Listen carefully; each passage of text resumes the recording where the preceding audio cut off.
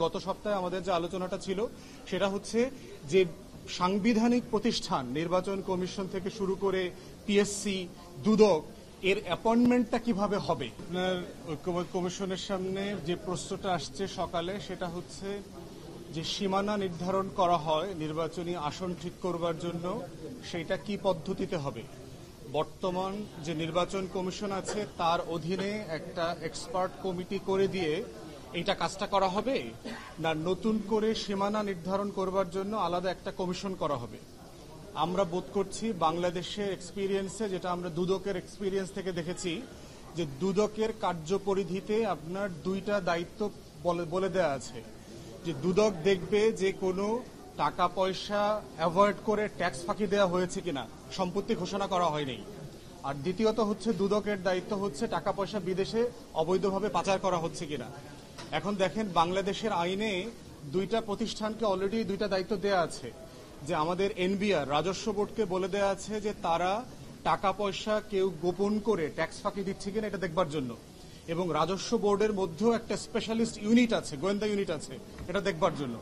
এটা ফাংশন করে নাই, তো ফাংশন না করার কারণে কাজটা দুদককে দিয়ে দিয়েছে। আবার বাংলাদেশ ব্যাংকে একটা দায়িত্ব দেওয়া আছে, সেটা হচ্ছে যে কেউ অবৈধভাবে টাকা বিদেশে পাচার করছে কিনা সেটা দেখবার জন্য আলাদা স্পেশালিস্ট ইউনিট আছে। বাংলাদেশ ব্যাংকে বলা হচ্ছে তারা ওই কাজটা করতে পারে নাই, কাজটা দুদককে দিয়ে দেওয়া হয়েছে। এখন দুদককে দেওয়ার পরে কি এই কাজ দুইটা থেকে সমাধান মিলেছে? জাতির সমাধান মেলে নাই। এই জন্য একটা ক্রিটিক্যাল কোশ্চেন হচ্ছে যে নতুন প্রতিষ্ঠান করলেই সমাধান হবে কিনা। সীমানা নির্ধারণের যে বিতর্কটা আছে সেটা অন্য প্রতিষ্ঠানের এক্সাম্পল থেকে সবসময় সেটা মনে হচ্ছে না।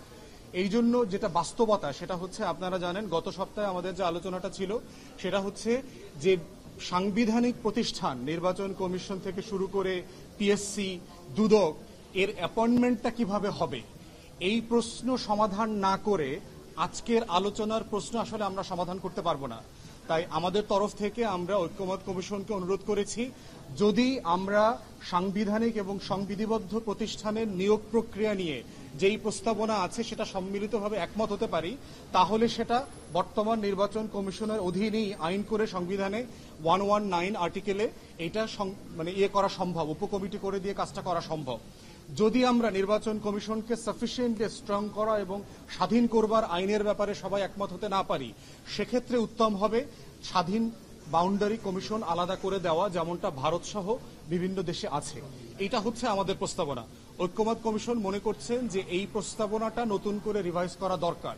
এখন বিরতিতে ওনারা এই প্রস্তাবনাটা নিয়ে আবার বসছেন, বসে পরবর্তীতে ওনারা একটা রুলিং দেবেন যে এই ব্যাপারে আসলে ওনারা কি করবেন।